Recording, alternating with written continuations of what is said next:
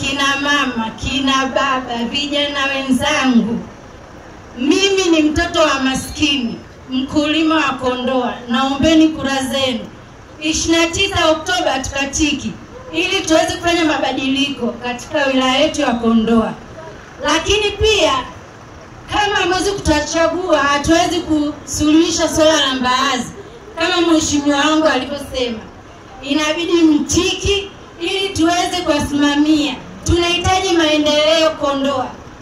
Tangia mimi nakuwa Kondoa iko hivi hivi, haijawahi kubadilika mpaka hapa tulipofikia. Swala lingine ni kuhusu swala la maji. Kondoa ina changamoto sana. Hivi naulizeni, tuna chemchemu ambayo ikauki maji miaka nenda rudi. Kwa nini watu hawapati maji? Sehemu nyingine wanapata, lakini ndio mtaa Miningani hapo watu wana miezi 6 hawana maji.